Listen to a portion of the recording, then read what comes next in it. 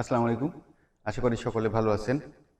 আমরা আমাদের daily routine নিয়ে অলরেডি ২টি পর্ব শেষ করে ফেলেছি।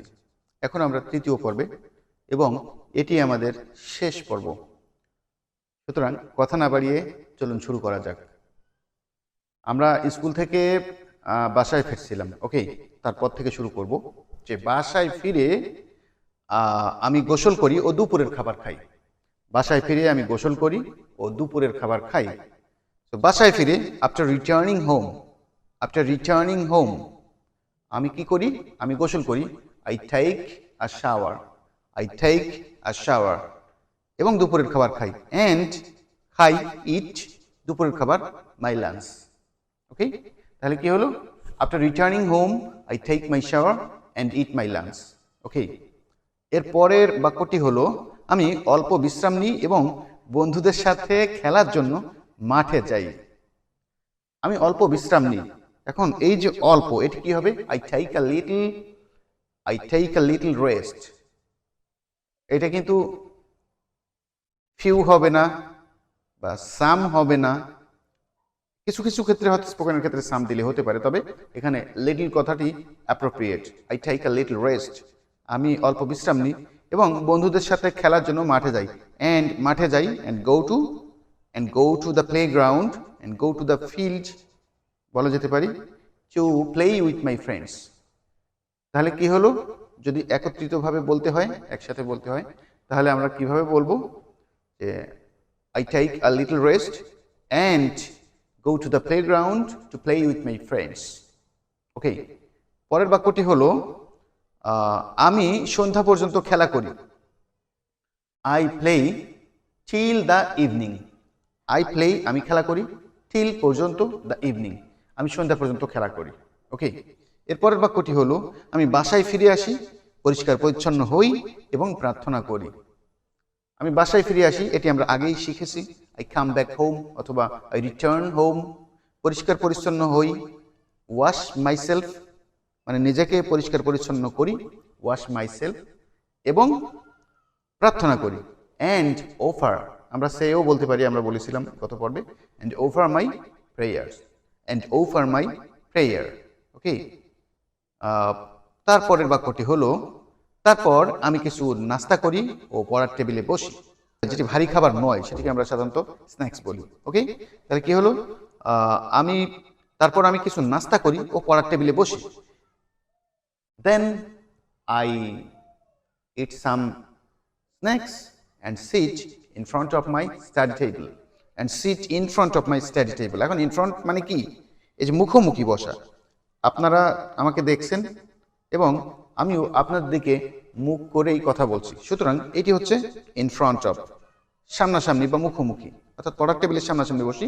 and sit in front of my study table, আমরা কিন্তু রিডিং টেবিল বলে বলে অভ্যস্ত বা সব ক্ষেত্রে তাই জানি, তবে আমরা মনে হয় কোনো না কোনো পর্বে আমরা রিড এবং স্টাডি এর বিষয়ে ডিসকাস করেছিলাম। রিড মিন্স কোনো কিছু দেখে পড়তে পারা এবং স্টাডি মিন্স অধ্যয়ন করা, পড়াশোনা, বোঝা, আত্মস্থ করা। এরপরে আমি 10টা পর্যন্ত পড়াশোনা করি। আই স্টাডি 10টা পর্যন্ত, টিল 10 PM বলতে পারি, 10 o'clock বলতে পারি। এখন টিলের পরিবর্তে আমরা যদি জোর দিতে চাই যে যতক্ষণ না পর্যন্ত 10টা বাজে ততক্ষণ পর্যন্ত আমি পড়াশোনা করি, তাহলে সেক্ষেত্রে আবার আনটিল ইট ইজ 10 o'clock।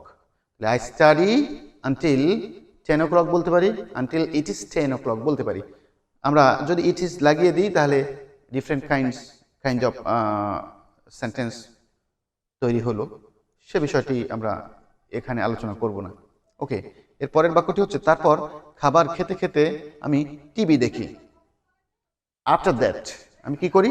আমি টিভি দেখি। After that I watch television অথবা টিভি।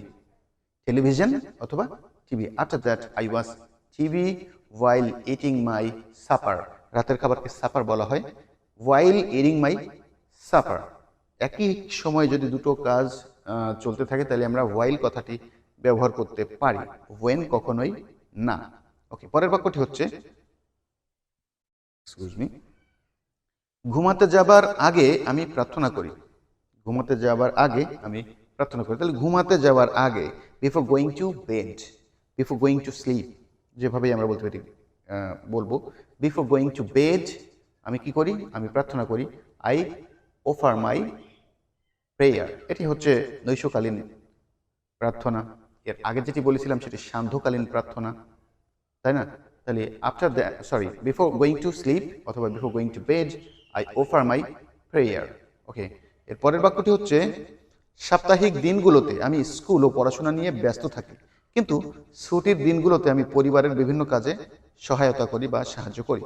এটি কিন্তু একটি বড় সেন্টেন্স। এখন বড় সেন্টেন্সকে আমরা ছোট করে করে বিল্ড আপ করবো। সাপ্তাহিক দিনগুলোতে, দ্যাট মিনস অন উইকডেজ। সাপ্তাহিক দিন বা কর্মদিবস। কর্মদিবস কাকে বলে? যেমন আমাদের দেশে ফ্রাইডে অ্যান্ড স্যাটারডে হচ্ছে ছুটির দিন। এখন ছুটির দিনকে কি বলা হয়? উইকেন্ড। এবং Sunday, Monday, Tuesday, Wednesday and Thursday, এই 5 দিন, এই 5 ডেজ, এটি হচ্ছে আমাদের উইকডেজ বা কর্মদিবস। তাহলে সাপ্তাহিক দিবসগুলোতে আমি আমার পড়াশুনো নিয়ে ব্যস্ত থাকি। আমি ব্যস্ত থাকি, আমি ব্যস্ত থাকি। I remain busy. I remain busy. এই থাকা, রিমেইন কথাটা আমরা আগের পর্বে বলেছি। আই রিমেইন বিজি কখন? On weekdays with my, I remain busy with my school and studies. এখন বিজি উইথ, এই কথাটি মনে রাখতে হবে। I remain busy with my school and studies on weekdays. কিন্তু ছুটির দিনগুলোতে আমি ছোটোখাটো কাজকর্মে আমার পরিবারকে হেল্প করি।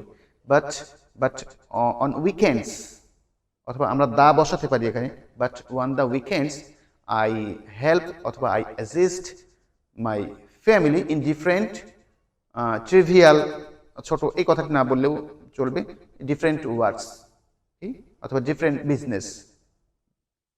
ক্লিয়ার? তাহলে এর মধ্য দিয়ে আমরা আমাদের 3 পর্বের যে ডিসকাশন বা ডেইলি রুটিন আমরা শেষ করলাম। আমি অনস অ্যাগেন একটা সাম আপ করার চেষ্টা করি। সেটি হয়তো আমি হুবহু বাংলাটা মাথায় নাই, যেটুকু আছে সেটুকুই ইংলিশ করার চেষ্টা করি। লাইক আমি আমার পরিচয় দিয়ে শুরু করব। Hi, I am Yasin, I am student, I read in class 9, 10, 11, 12, যা হোক বলতে পারি। ওকে, then কি বলবো যে I get up অথবা I wake up at 5 in the morning. I wash my hands, feet and face, and drink a glass of water. Then I offer my morning prayer. After that I go out for a walk for half an hour or for an hour. After finishing my exercise অথবা walking, I come back to my home অথবা I return my home, এখানে two বলতেও পারি, নাও বলতে পারি। I return my home. Then I have my shower, এটা বলতে পারি, অথবা take my bath.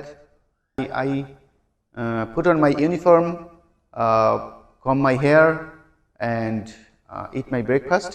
After that I start for the school at about 8 in the morning or at about 8 o'clock.